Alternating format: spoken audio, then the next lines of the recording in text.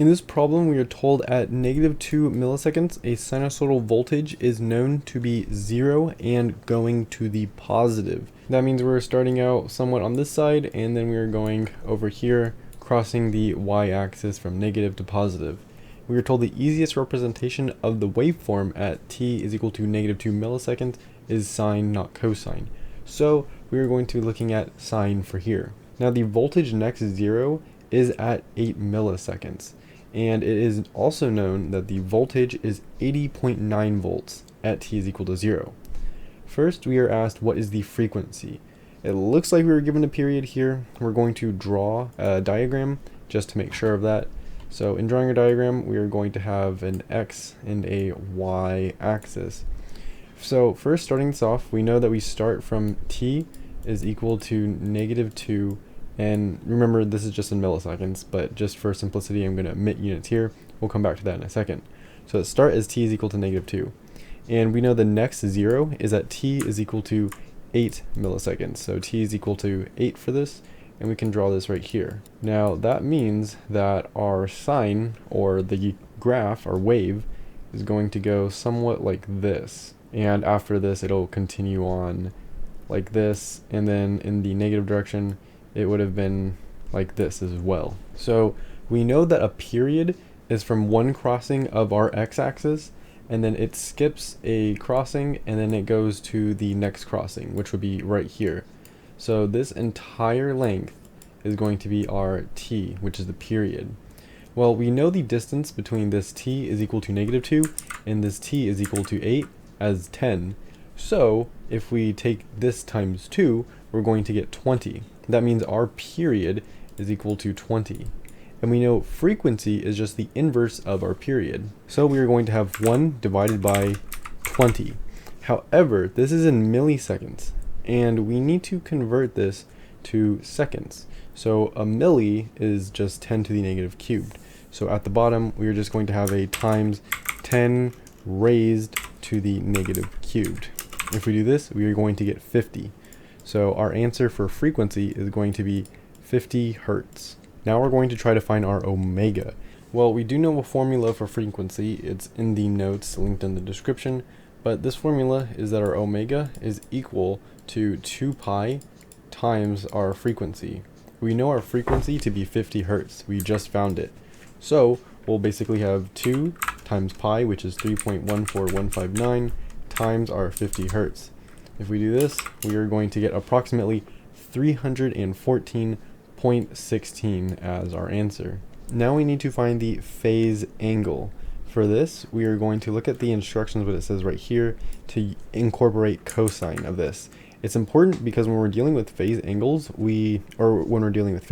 or phase shifts, we need 2 waves. And the cosine wave of this, the cosine equivalent of it, would look something like this. It's not drawn to scale, but we can see that our cosine is about 90 degrees behind our sine. If this is our peak, then our peak is right here. First, we want to find the phase for our sine that we drew, and we can look at a specific point in our graph. We know at t is equal to -2, our voltage is 0. So we're going to use this formula. It can also be found in the notes linked below, and we're going to plug it into here. So we know our voltage at t is equal to -2 to be a 0, because this is our voltage graph. Our y is for voltage and the x is for period. So we have 0 is equal to our v of m. We don't know our max voltage here, but our sine is going to still be the omega t plus the phase shift inside of here. If we divide both sides by v of m, we're still going to have 0. So if we divide both sides of v of m, we'll get 0 is equal to sine of omega t plus our phase shift. We know that sine is 0 at 2 points, at 0 or 180 degrees. And we could pick either of these points. I'm going to pick 0. So basically, everything inside of here must be either 0 degrees or 180 degrees. So I'll set 0 degrees equal to our omega times t plus our phase shift. Now we want to find our phase here, so we're going to set our phase equal to a negative wt. We know our W to be 314.16, so we're just going to plug that in here. We just found that. And we know our time for here to be -2. We said that we were going to be using this -2 part. That's again why we chose our voltage to be 0. Our voltage is 0 at -2, so we're going to stick with this and pick our T to be -2. And then if we plug this into our calculator, we're going to get that our phase is equal to approximately 628.32. This is in milliseconds, not seconds, so we're going to have to change this. Our 1 milli is equal to 10 to the negative cubed, so we're going to multiply this by 10 to the negative cube seconds. We're going to move our decimal 3 places over, and then get that our phase is equal to 0.63 seconds. Now, we want this from a radian form into our degrees form. Currently, it is in radians since it's a number, not degrees. So to fix this, we're going to multiply it by 180 degrees over pi. If we do this, we're going to get approximately 36 degrees. So our phase is going to be approximately 36 degrees. However, this is still not our actual phase angle. To find the phase angle, like we said earlier, we need 2 sinusoidal waves. So we're going to use this cosine wave that's above it. And like we said earlier, our phase angle for cosine is approximately -90 degrees. It's 90 degrees behind it. So we know that our phase angle is going to be this -90 degrees plus our positive 36 degrees. And that means that our phase angle is equal to -54 degrees. And that is the answer for the third part. We now need to find the maximum voltage V of M. Well, to do this, we're going to use this formula. We can plug in our voltage. We know the voltage at T is equal to 0. So this is the part that we are going to use. We're going to say that our 80.9 volts is equal to our Vm times our sine.